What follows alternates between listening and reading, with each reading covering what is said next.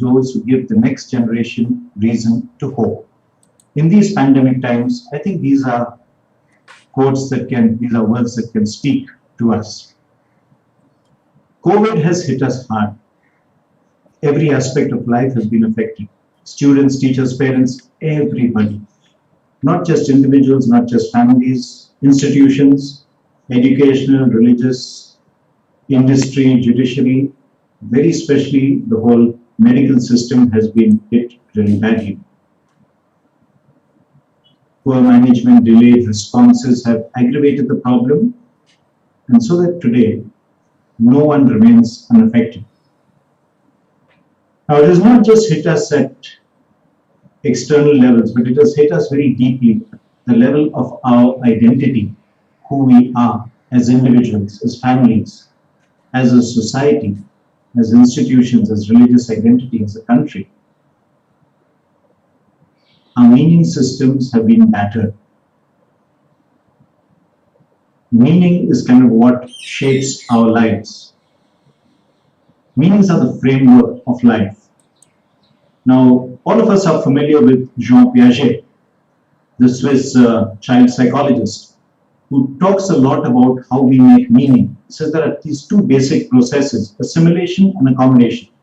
Assimilation is we have this general framework of life, and new information, new things that come, we kind of fit it into this framework. But then along comes stuff that just does not fit into our current framework. And so we have to change this whole meaning system. And that is done through a process of accommodation. How do we do this? In assimilation, as we're trying to fit things, new information, new experiences into our existing framework, we will take experiences, we will generalize them. Things that don't really fit in, we will delete. Some things we will distort a bit so that they fit into our existing framework. But like I said, not everything fits it. And so ultimately we have to change our meaning system. Meaning systems are really important because they give us a sense of direction in life. They tell us what we can do, what we can't do. It gives us a sense of agency, efficacy. We know who we are through our meaning systems, and we have a sense of security and belongingness. Now, the pandemic has hit all of this. We have our sense of purpose, and suddenly now we don't know who we are. We feel helpless. We are suddenly feeling like we are the worst people because we are unable to take care of those we love the most. And our whole experience and expression of caring is now changed. So this is the global meaning-making model developed by Crystal Park. We have this overall meaning. And in this meaning, we have the sense of how the world runs. And then, of course, we have things like what are happening now. COVID comes along the line. All of these other things suddenly shake up this whole stuff. And when this happens, all the hidden fractures in our society, in our country, in our world come to the surface. So this pandemic has really highlighted all the changes that happened.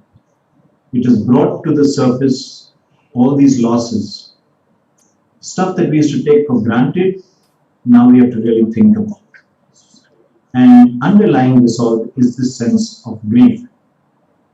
Grief and trauma, because much of the loss has been very traumatic, has been very sudden. So there is, in this global pandemic, there is a palpable sense of, it's not just me, it's not just I alone. All of us are grieving. And there is this great author, specialist on dealing with grief. He wrote actually a book with Elizabeth Kubler-Ross. Grief is actually multiple feelings, and I've added that, and meanings that we must manage. So here are a whole bunch of feelings that we have to deal with.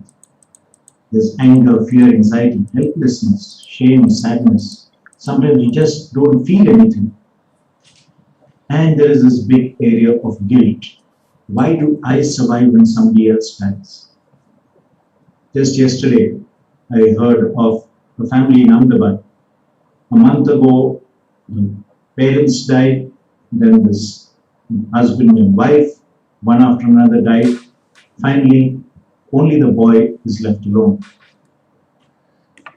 Sometimes we have this guilt from not doing enough. And sometimes we have this guilt from I may have caused harm to another, either by what I did or by what I did not do. All of this adds to this grief. It's expressed often through anger and anxiety. We need to recognize that this is grief, this is loss. There are many phases of loss, so every change involves a loss and involves grief. There are many phases of this loss, many levels of this grief. So there's this loss of normalcy, loss of trust in reliable sources of information, loss of faith in our leaders, political, religious, everywhere. Economic losses, death of loved ones. And there is also this anxiety about the future, anticipatory grief. In this whole thing of God, where is God? What is God up to? So what other losses come to mind? When we have these losses, we kind of feel alone, abandoned, forced to fend for ourselves. Normally when we have losses, we kind of come together to support each other. But in this pandemic time, what has happened is we cannot even come together because that itself becomes a way by which we communicate death to one another.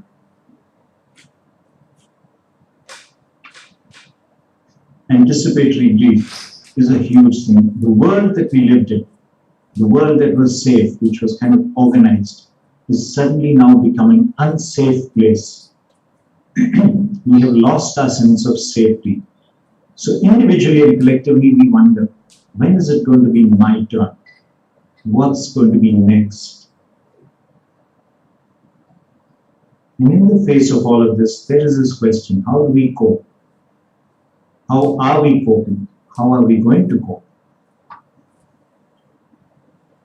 In all of this, if we look at the pandemic, our primary response has been denial. If we look at Elizabeth Kubler-Ross's stages of death and denial, of death and dying, which Conrad will look at in greater detail later, the first stage is denial. Denial, is it a friend? Is it a foe? Is it helpful? Is it not helpful? Irvin Yalom, the existential psychotherapist, has a beautiful book called Staring at the Sun. And in that, he says, being aware of death is like trying to stare the sun in the face. You can only stand so much of it. And therefore, we need denial. Yes, denial is helpful, but as we know, too much denial can be really a bad thing. And it has made the problems that we are facing much, much, much worse. And I think that, this is my personal opinion, that as a country, as a church, and as institutions, I believe that we have been stuck in denial, waiting for a return to life as usual. And that's unlikely to happen because the world has changed and we are not going to get a return back to normal. We are stuck. And if we remain in denial, we will remain stuck. Some common myths about grief and loss is that, okay, I can handle this on my own. I don't need to talk about it. Nobody, it's not affecting my work, my pain, anger, it'll go away. We also have this thing that bad things happen to other people. And if I don't deal with it now, nothing's going to happen. Nothing happened in the past, right? Nothing's going to happen. Myths. We need to support each other. When we have loss, we feel a need to connect, we feel a need to support, we feel a need to be supported, we feel a need to tell our story. And therefore, we need situations that will help us to really deal with this. So some general perspectives on the grief response. It's a universal occurrence. Every one of us is currently experiencing some level of grief or the other. We have losses that we know about, and there's stuff that we can't put into words exactly. Every one of us is currently experiencing this. Grief is a way that kind of pushes us to survive. And therefore, the question for all of us, how do we connect to come out of this together? Grief is generally adaptive, but it can also become maladaptive. So how do we alleviate maladaptive responses at individual levels, social levels, institutional levels? Grief is a natural phenomenon, it's a process. It involves pain, however. So how do we help each other to face this pain, engage in this process?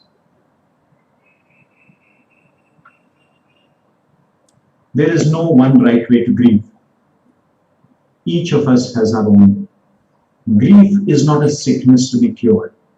We will carry our grief, some aspects of grief throughout our lives. There's no universal timetable that this happens and then we move on. Every loss that we experience is a multiple loss. Every old loss, every new loss will bring up echoes of old losses. And like I mentioned earlier, there is anticipatory grief. What's coming on the horizon? So what can we do to start the conversations around grief and loss? We need to name what we are going through. Name the feelings, name the meanings, and accept that this is okay. When we start sharing our pain, telling our stories, finding ways of connecting and supporting each other, then we start to heal as individuals, as families, as communities, as a country, as a world. And therefore, what can we do? How can we be present toward to the other person? How can we be present to what the person is saying, what the person is not saying, what the person cannot say without your help? Every grief that we experience in another is going to awaken the grief that I experience in myself. So in all of this, what am I feeling, thinking, experiencing? What losses of my own are being triggered off? What am I consciously or unconsciously avoiding? Now in this process, we are going to come face to face with our own deepest fears in darkness and despair.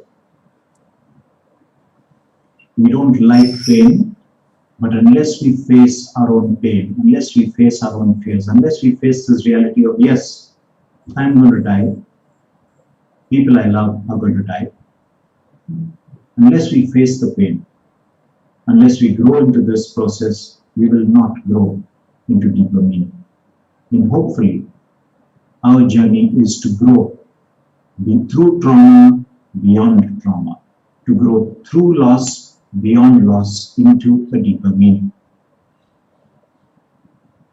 And with this, I stop the sharing and hand over back to Francis.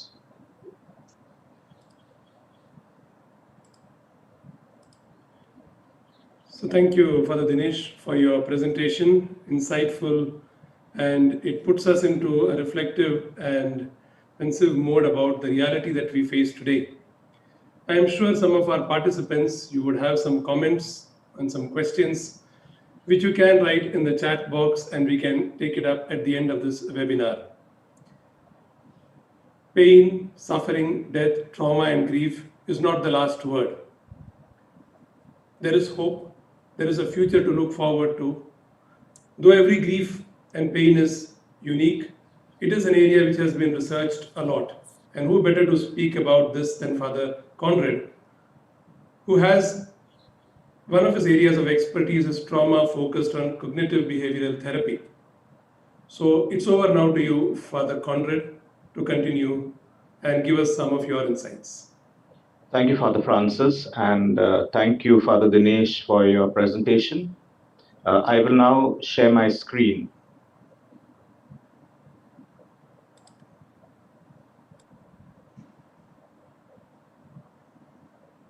Good evening, everybody. And I focused my presentation on the stages of grief and COVID-19 as Father Dinesh has already highlighted in his presentation. You will see something below. The examiner, May 30th, June 12, 2020, Feast of the Pentecost. The dates are not wrong.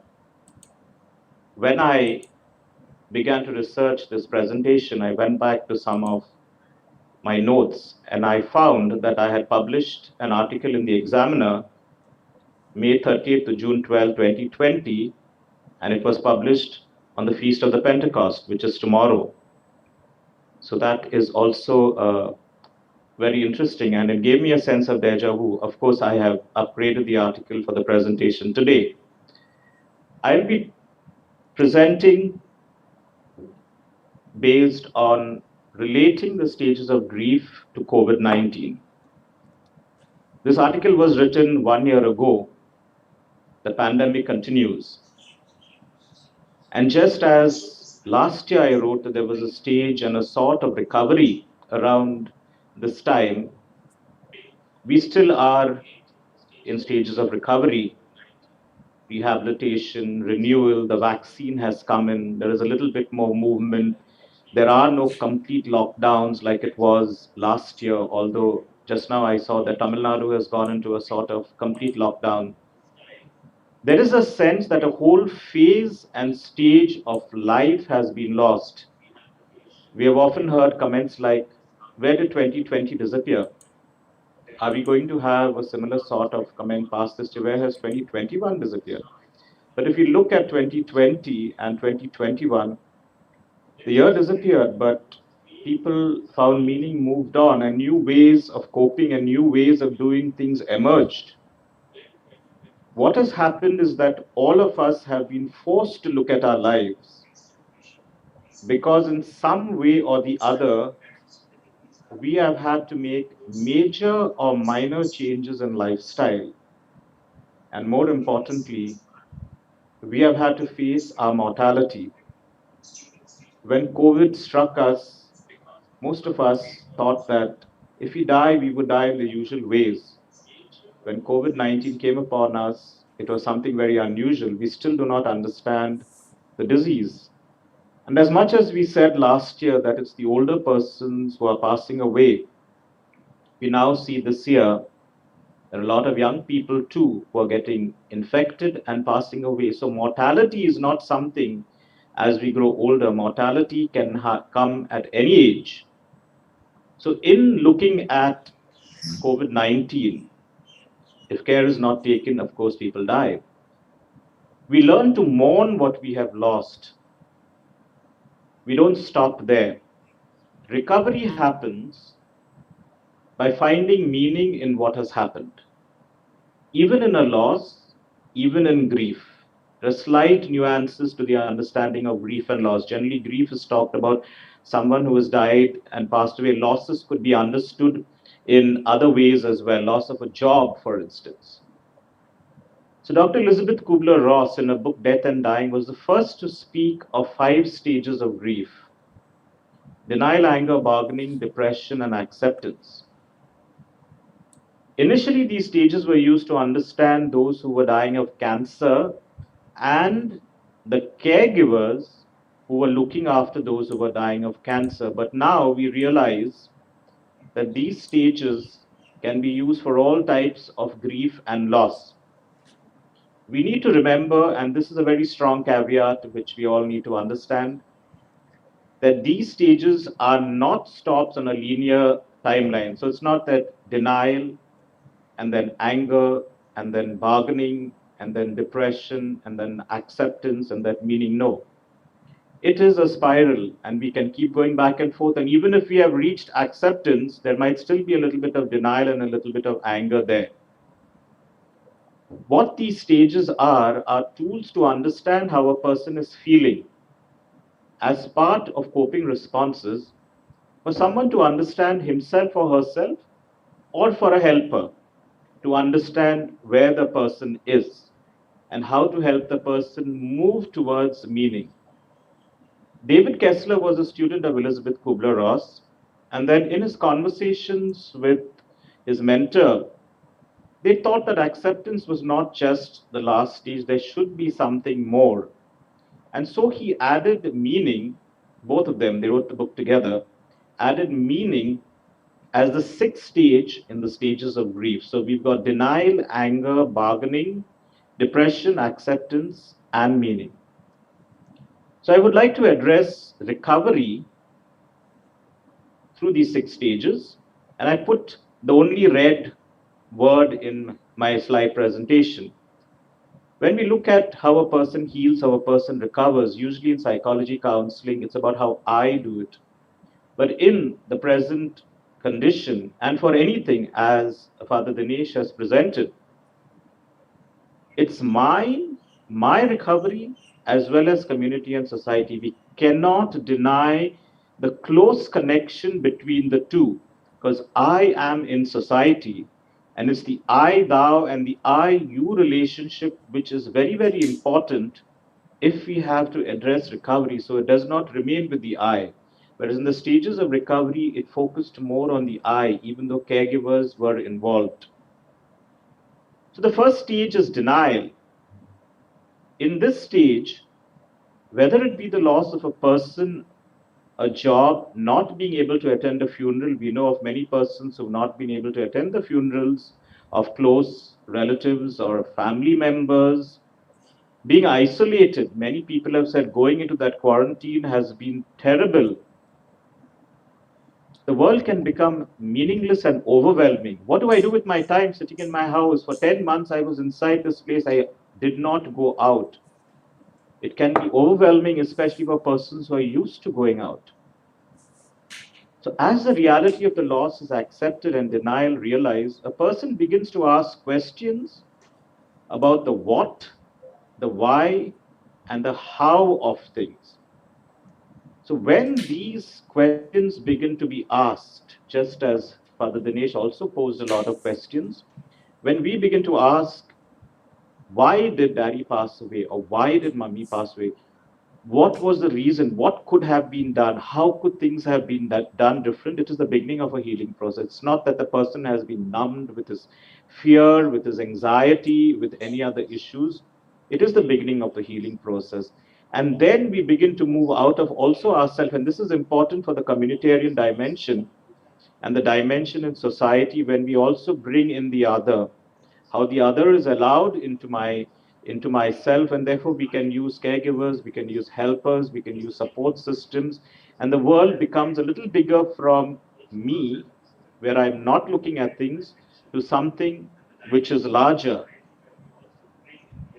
Anger is the second stage. I often say that anger is a healthy emotion, and I quote Aristotle there, in the right way to the right person in the right situation. But here this is a little different. This is a way to cope, especially in times of uncertainty. Daddy has gone, my child has gone, my work is gone, I'm working from home, I'm locked in my room. It's uncertain. The internet does not work, the internet works. A lot of uncertainty. It can be directed towards friends, the doctors, even self. Could I have done something more? Even a loved one who have died. Why did you leave me? How can I manage without you? And to God. Very often, underneath the anger is pain. It is raw, the person is raw, wants to heal. The pain a person has experienced. The person may get angry at someone who didn't attend a funeral, with someone who isn't around. Why didn't you come? I couldn't come. There was no way to come. Transport was closed. Or with someone who's acting out. Why are you behaving in this way? Can't you behave a little bit? I'm controlled. Why can't you get control? That person is behaving in the way which is his way or her way of behaving. It is often an indication of the intensity of loss. In trying to look at the situation in the country, look at society, sometimes we can have a righteous anger also. Because I may be looking after myself, but the other may not be. And in the spread, very often these issues can happen. And where pandemics are concerned, and where endemics are concerned, sporadic outbreaks are concerned, localized outbreaks are concerned of any disease, this is something which needs to be considered, not as an individual, but also as a collective body. Dinesh talked about collective because the grief is not individual now, the grief is global. It's a collective grief which is also not sporadic or localized or endemic. It is a global, it's a pandemic grief. Everyone is suffering the same way that we here in India are suffering. The third stage is bargaining. In this stage, there is a desire that life should return to what it was and the status quo should be restored. The companion to this stage is bargaining. If I had done this, this could have been better. If I had done that, that could have been better. Especially if there are unfulfilled wishes or jobs that were left incomplete, things left unsaid, emotions not expressed, and a sense, if only I had done. The preference is to remain in the past while trying to negotiate one ways of the loss, pain, or grief into the present. So I'd like to remain there. But we have to go to the pain to move and to recover. So, therefore, movement in self, and when we see movement occurring in society, in communities, that is a sign that yes, something is happening. The person is in the stages of movement towards acceptance and meaning making. Then comes the stage of depression or a constant low feeling. This is not clinical depression, as we will see later down in this slide. There is a feeling of emptiness. That person is no longer part of my life. I no longer have a job. As the loss and grief enter a deeper level, depression is something which is very low.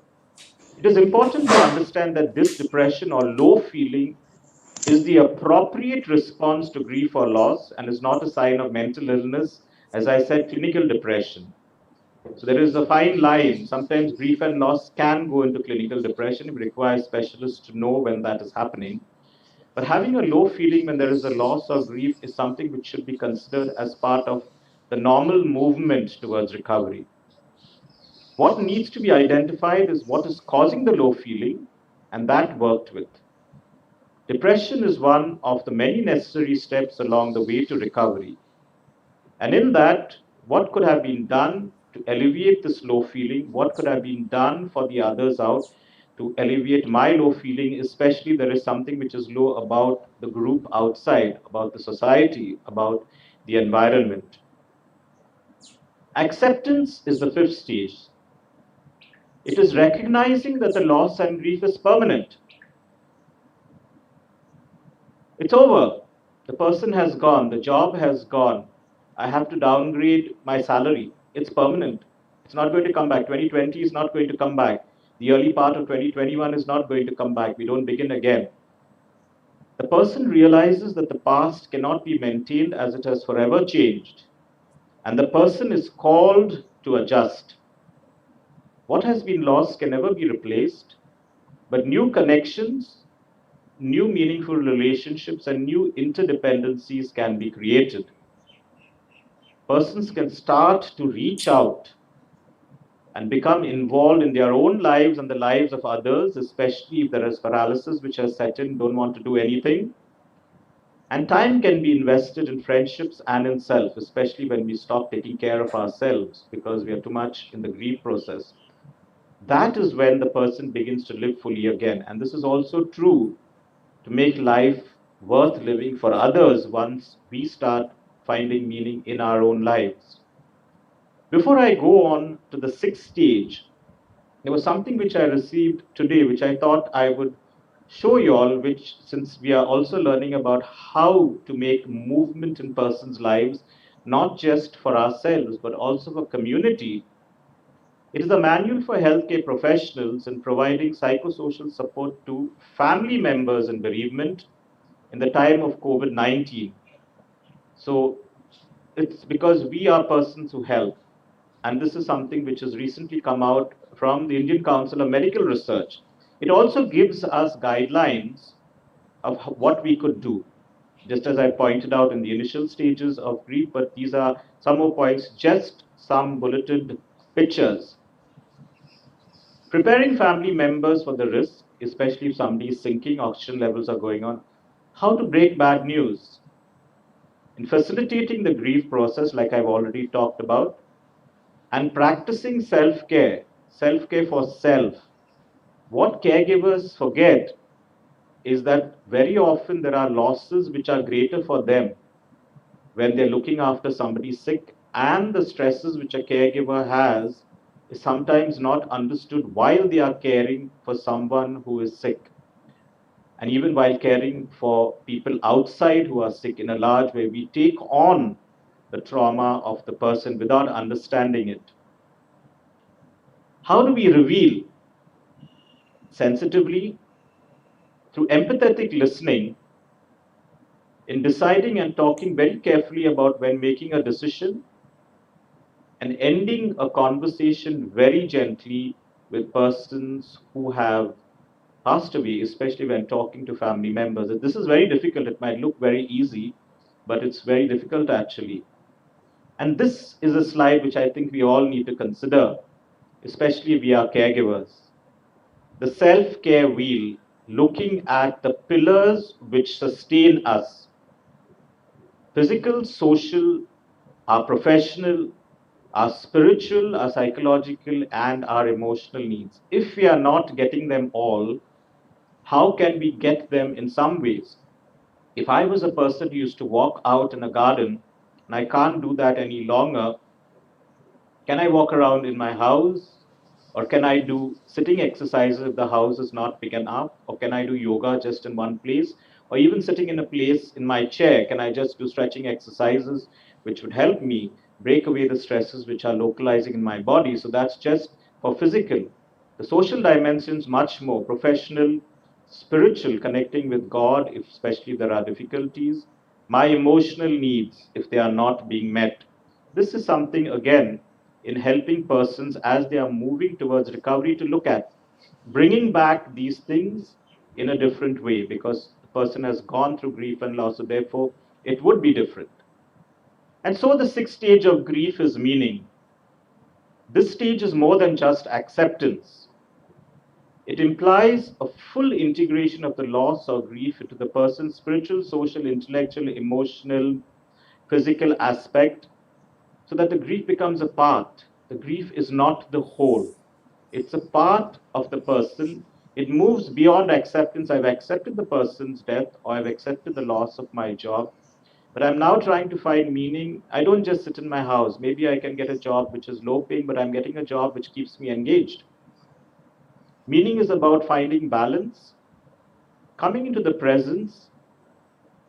Dinesh talked about presence, presence, presence, and finding light in times of darkness. There are streaks of light, and then the light becomes all encompassing. It involves being compassionate and patient with self. Human beings are not a math problem to be solved, which follows a process and then it is QED. That's the end. No, there are backs and forths. That's why I said the stages are stages which go back and forth even after we reach meaning. There can be a back and forth, but there is recovery if there is movement. So it involves being compassionate and patient with self, because returning to the new normal, this is a much bandied word, or life as usual never happens because lots has happened. Returning to the new normal is not something that might occur fast. Human beings are not maths problems. And then we take it out to others. We bring in this thing, once we have worked with ourselves, we take it out to others. So history tells us that this pandemic is survivable and that we will survive. What we need to realize is that we need to integrate our losses, that it might take time, and that it cannot be forced. And that is my last slide. Thank you.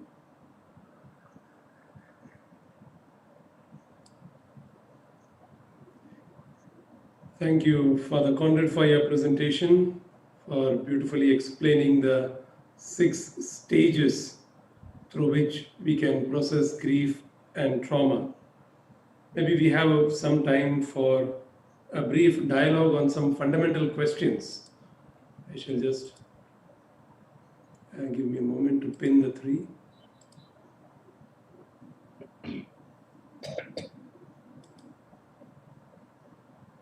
I'll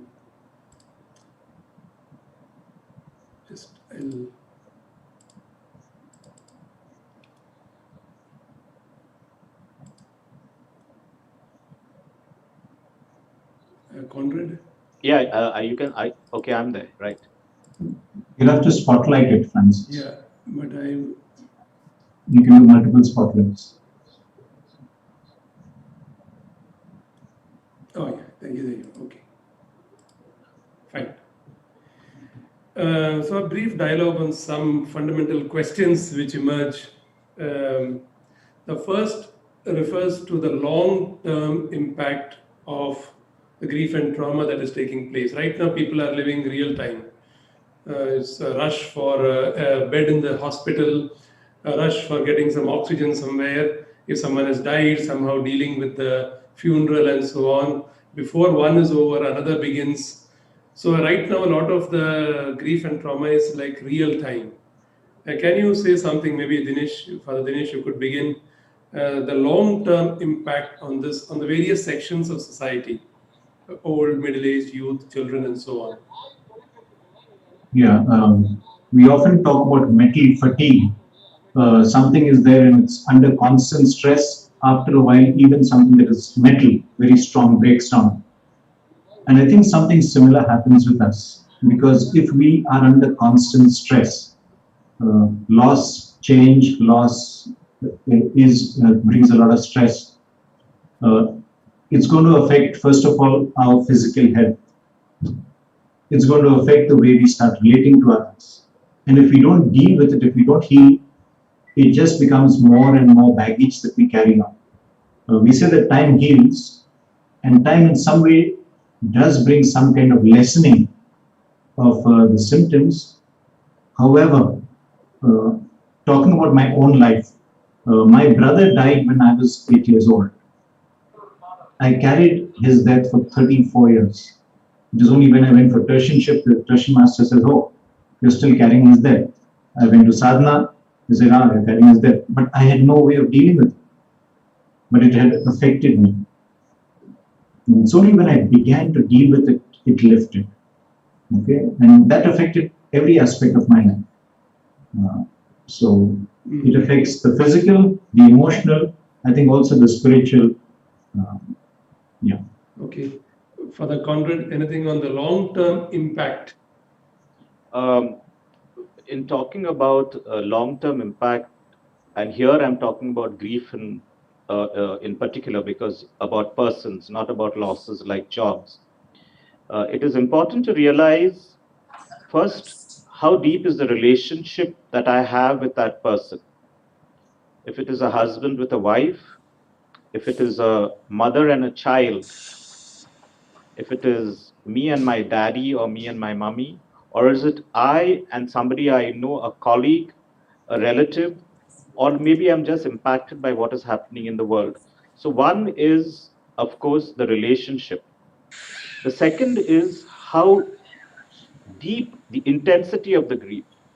So, for instance, a person was healthy today, he came out of hospital, his oxygen levels were okay, brought home and dies the next morning. We have heard of many cases like that.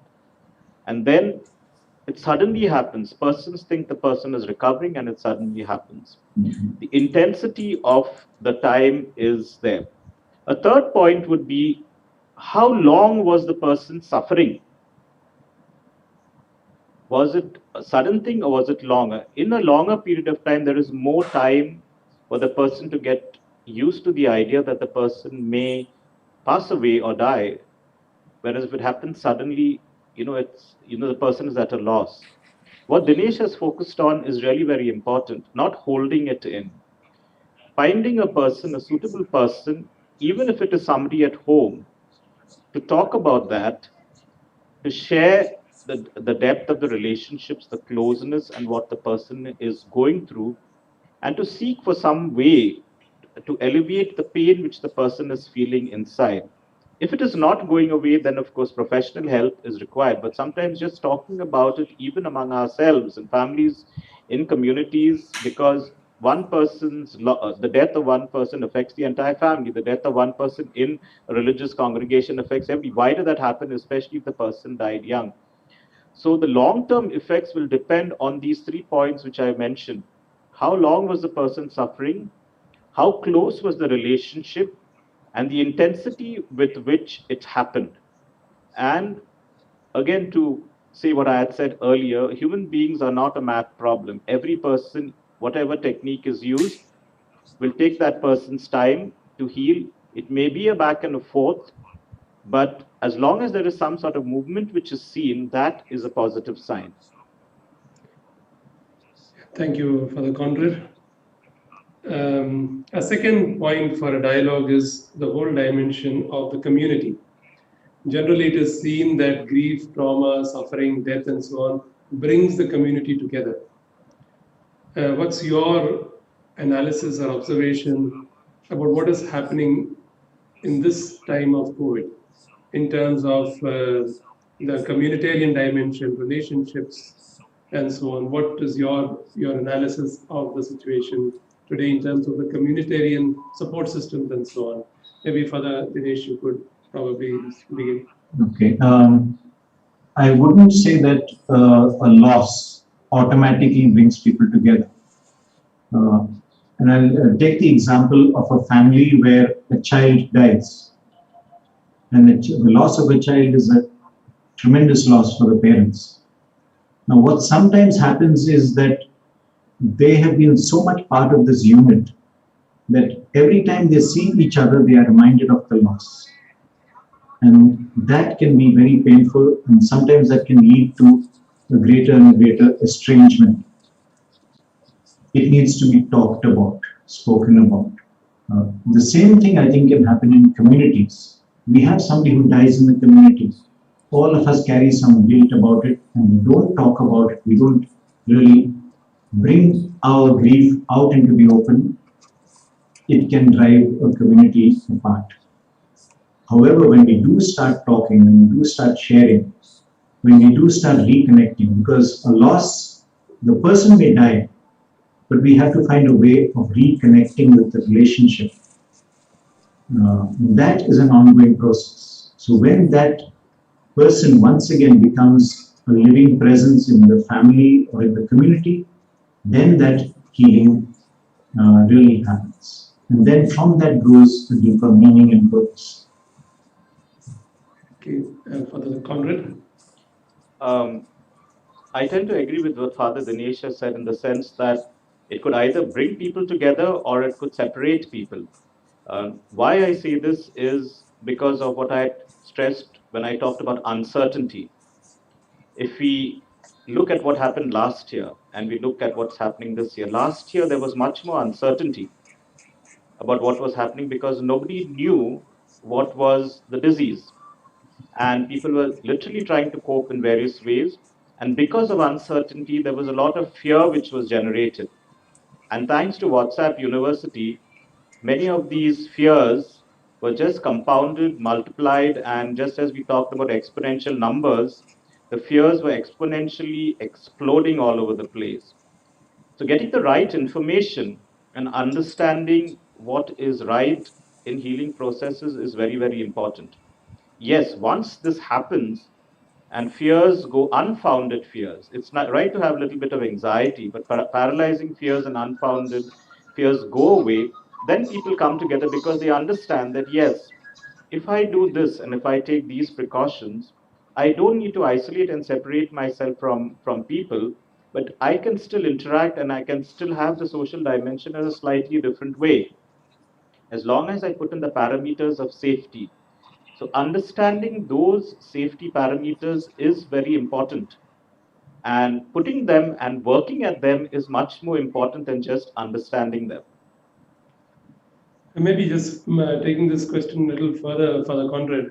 Now, we know that there are many families where many in the family have been affected by COVID. Sometimes even tragically, some have passed away. Religious communities where a large number of people in the religious community have been affected by COVID. Father Dinesh also was speaking about in some way to go through a process. Now, supposing there is a community of say 10 people or 10 religious, and say 8 of them have been affected by COVID and have recovered, or at various stages of recovery. How would that process be taken forward? Would they be in a position to talk among themselves, or do they need someone from out to probably facilitate the process? Father Conrad? Um, when Now, I'm guessing that when you're talking about this, since you mentioned religious communities and we all live together, we are not persons who very easily talk about deeper things which affect us, especially our losses, because by and large, we are known by our work and we don't want work to be compromised. And sometimes, even when we are quite ill, we continue with our work. It is really important, maybe not with just necessarily let's say, a trained facilitator, but it is important to talk about the losses we have experienced. I'll give you just one example, which I think everybody knows with regard to COVID 19. Anybody who has recovered from COVID 19, whether it is symptomatic or asymptomatic, suffers from, let's put it in simple language, tiredness. And this tiredness can be in various ways. My legs cramp up, my back, I feel tired, I want to go to sleep. And there could be other symptoms. Now, has that person ever talked about it? Or is he known by, oh, he's now not working as much as he should have worked before? Not realizing that maybe the tiredness is something, and we don't even know how long this tiredness will last because the disease is not understood. So maybe just talking about it, about what's happening to oneself, especially for someone who has experienced the disease, to someone who has not experienced the disease, even though he has the knowledge, would help in a greater understanding and a deeper understanding of what is happening there in the functionality of, let's say, the local situation. It might be different in different places, but that could be an important dynamic, and we need not have a trained facilitator because I think there is enough of information which all of us have. I'm guessing that everybody here is a highly educated group and not all trained at WhatsApp University. So therefore, we all have the knowledge to be able to talk about ourselves. Mhm. So probably you are indicating towards, even if you don't have a trained person to facilitate a process within a certain setup, if there is a certain degree of empathetic listening and ability to understand the other, that itself helps in a certain. Yeah. Yeah. Okay. For the Dinesh, you want to add something on this? Now, I just agree completely with what Conrad has just shared. We don't like to talk about ourselves, and especially men don't like to show that they are weak. So we try and show that, okay, I can uh, match up to even if I am struggling. There are so many after effects of COVID that are affecting people, and some of them are life threatening, some of them are just reducing people's functionality, uh, not just at the physical level, but also at the emotional level and the thinking. So just being, I think talking about this needs to take place, listening to one another and finding that support for one another. Okay. Mm. Yeah. Maybe there are a few more points for a dialogue, but then since we are short of time, maybe we can take a few questions which our participants have raised. So let me begin with the first one from Vijay, who says, everyone should get some scope for hope, mainly focus on that. But how is it possible? How is it possible in such a time to have hope? And one of you would like, maybe Conrad, you want to just respond to that? Well, hope is a very Christian virtue. We are known as a resurrection people, so that's why there is the dimension of hope and eschatology and things like that. But yes, when somebody is suffering and is going through the various stages of pain, hope can be given in that whatever best is being done at that present moment is being done. And at least we as doctors and psychologists, and also to quote what was in this recent document which came out from the Indian Council of Medical Research, which also says, never say things like you will get better when you don't know whether the person will get better or not, especially when we don't understand something. Best thing to say is that what everything is being done that can be done. And another thing is when somebody has died, he has gone to a better place. Now, have I gone to that better place to tell the person that that person is going to a better place, and so they give the reassurance of hope that the place is better? No. So, in talking to people, it's very important to know the nuances of the language. And the best thing in talking about where health issues are concerned is that what can be done is done and is being done. And that is where we look humanly towards what God has given us in the ability for us to be able to cope, as well as to look at the generosity which He offers us through the very many people, since we are a people who are connected to each other, who are helping us or helping the person who's affected or those affected to work towards their recovery. Okay. Here is death or without death. But Dinesh, you want to say something about this dimension of hope? I think we naturally grow towards life. Okay, you break a hand, what happens? Doctors put into a plaster, but the healing process is there, and so therefore, to trust that this healing process is there. Part of engaging the pain, facing the pain,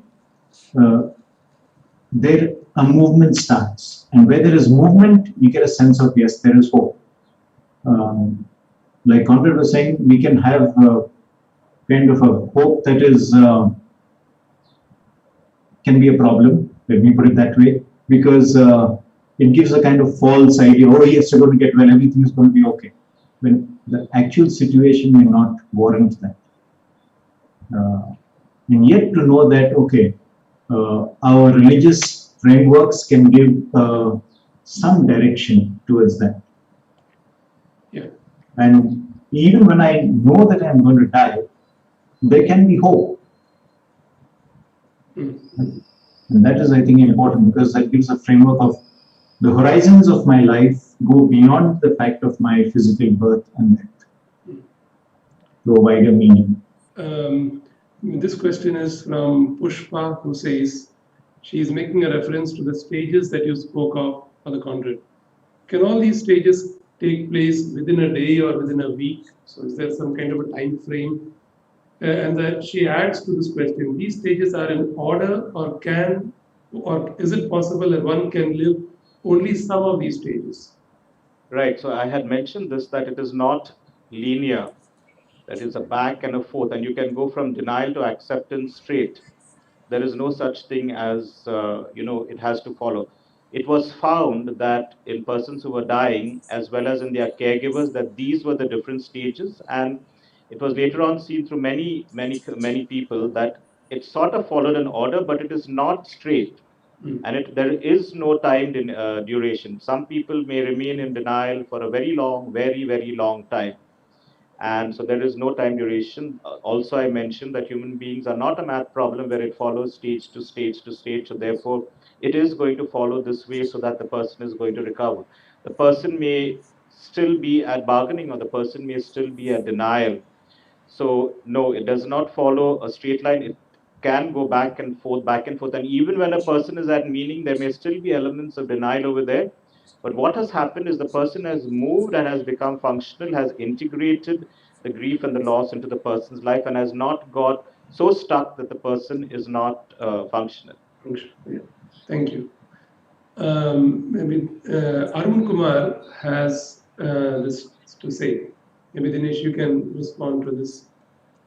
Quite a few parishioners are attending the seminar. Many of them are asking why God has allowed it. Anger is turned towards God. What would both of you say about the loss of the beloved or the person on whom the entire family relied upon? So, Dinesh, maybe you can start. Anger is a natural response, and it doesn't matter whether it is directed towards God or the doctors or the person who's helping or you who are helping. It's natural. When I have lost something, underneath that loss is that pain that it needs to be expressed, right? Holding it in doesn't help. To all the parishioners who are going through this, I'd say God is big enough to take all your guns. God is big enough to handle it. So feel free on behalf of God and say. let yourself express whatever you feel comfortable expressing, uh, because that is the process of growing. Our God is a God, it is the God I believe in is a God of life, a God who, through, um, let's put it this way, loss happens to us. Meaning is what we make of it. And the bigger the meaning is that we can make out of it, the more we can grow. We can get stuck, like Conrad said, in the anger. The problem is out there. The problem, okay, that's done. I lost my son in an accident. Yes, that's done.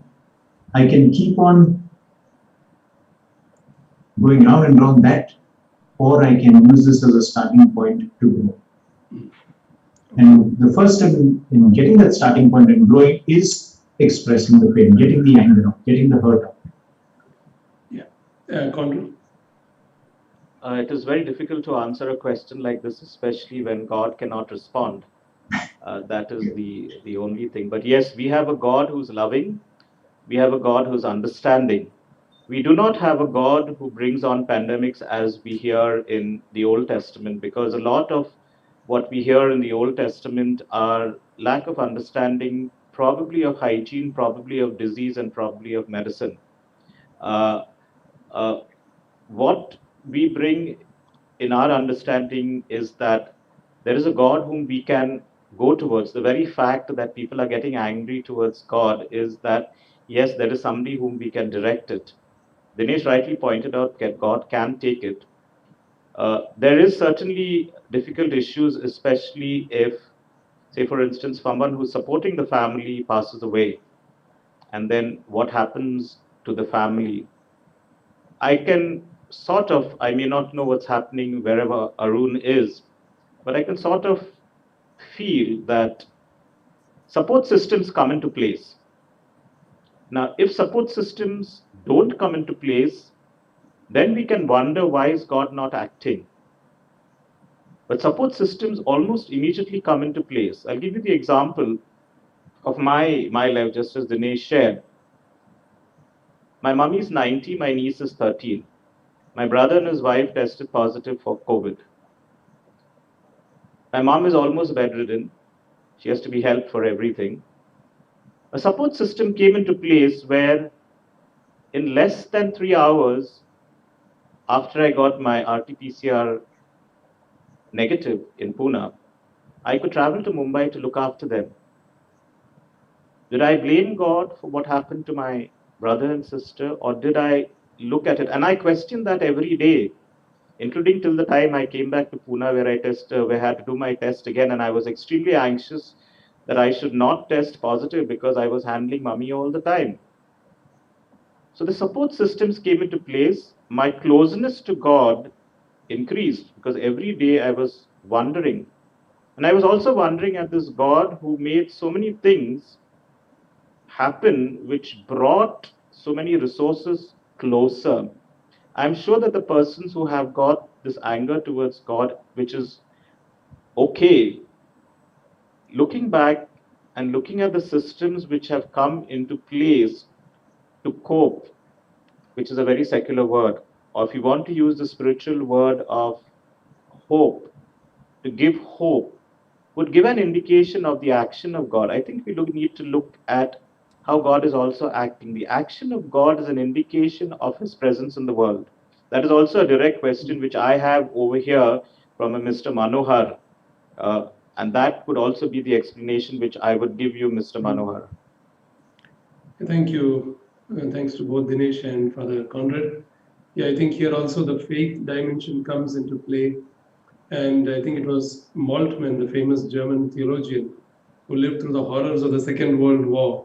When this question was asked at that time, where was God? And all this was happening during the Second World War, the barbarities and the havoc. And the reflection is the God revealed in the incarnation is a God who journeys with us. He is present, He is journeying with us. He is present in the strength He gives people. He is present in the community support that comes in through various ways. It is a God who is journeying with us. So I think that would be a certain way of responding. He's not a magician God up there. No, He is journeying with us. He's journeying with us. There are many more questions, but since we are short of time, maybe we'll take just maybe one more, and then we can, maybe one or two we'll just take. There's a question about the vaccines. Maybe for the Conrad, since you are a doctor as well, can you say something about the effectiveness of the vaccine? Now, that is a very difficult thing for me to answer. Uh, Let me just point this out about vaccines. We have all been inoculated when we were children: polio, measles, mumps, rubella, MMR, all these vaccines. What a vaccine does is it creates a response in the body. Now, vaccine is directed towards one virus: poliomyelitis virus, rubella virus, measles virus, mumps virus, tetanus. We've taken many shots of tetanus. So, what a vaccine does is it creates an immune response in the body so that the person does not have the disease. He could contact the disease again with the same severity and the consequences, serious consequences that could occur. So, did I get measles when I was young? Yes, I got measles. Did I get mumps? I got mumps, even though I was inoculated when I was a child. And I'm sure many of you all have had the same experience. So therefore, but it reduced the intensity and the severity of the symptomatology, which could create, because the antibodies were created in my body, which helped me respond better and therefore not have any of the serious consequences.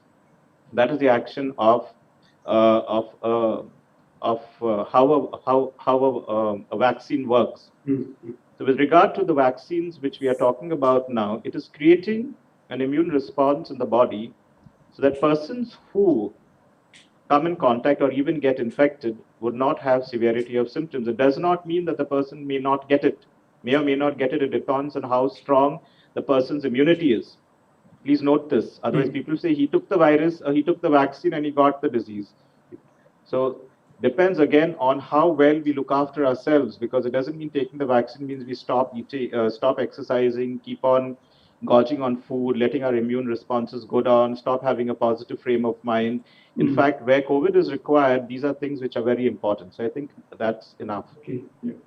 Thank you, Father Conrad. But I guess some of the fears are whether all the vaccines have gone through all the stages of trials and so on. But most medical experts seem to suggest that even if you get infected, the severity of the disease generally would be, yeah. Maybe one last, since we are really short of time, we will take one last question of Benvin Lopez, who says, can you address the question of the over focus on religious practices, like just pray and pray, instead of seeking professional help to deal with grief and trauma?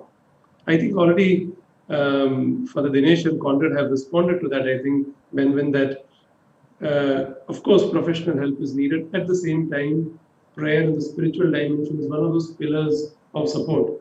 So I think a balance needs to be there without discounting the whole dimension of science and the psychological medical help which needs to be given. God works through all in a very special way these days through the caregivers, through researchers, doctors, nurses, and so on. So I think prayer also includes that, finding God in everything.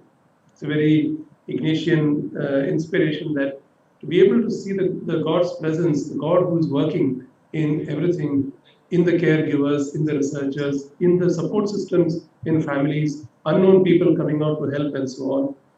So I suppose a certain balance would be needed. Friends, there are many more questions, but I sincerely apologize since we are short of time and it had been announced 6 to 7. We are only 7:10. So it would have been wonderful to take all the questions, very good ones. You can always be in contact with the three of us. Surely Father Dinesh and Conrad are very competent to respond to many of your questions. Sorry to say we'll have to break here. We'll just end with a short prayer. I'll share a screen, and wherever you are, maybe you can just join in as we pray. It's a serenity prayer. I hope you are able to see it. Yes. Yeah. We'll just pause for a moment, and then wherever you are, please recite this prayer. God, God, grant me the serenity to accept the accept the things things I cannot change, change, courage to courage to change the change the things things I I can, can, and wisdom to know the the difference. difference.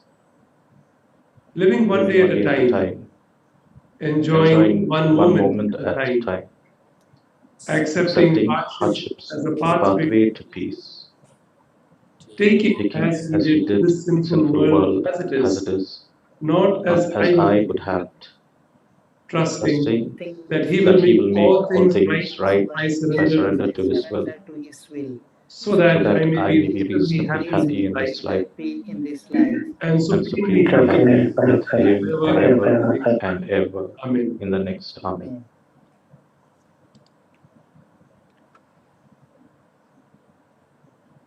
So let us continue to keep each other in our prayers and respond in whatever way we can, so that the pain and suffering of our sisters and brothers is alleviated and transformed into something positive and constructive. As we conclude, I would like to thank our panelists, for the Conrad and for the Dinesh. Thank you for your time, inputs, and insightful responses. It is like a drop in the ocean of great challenges, but each drop is worthwhile and meaningful. Thanks to each of you participants for your presence in this webinar. On behalf of Dinobli College, Papal Seminary, and Gnanadeepa, wishing you God's abundant blessings. Take care and remain safe.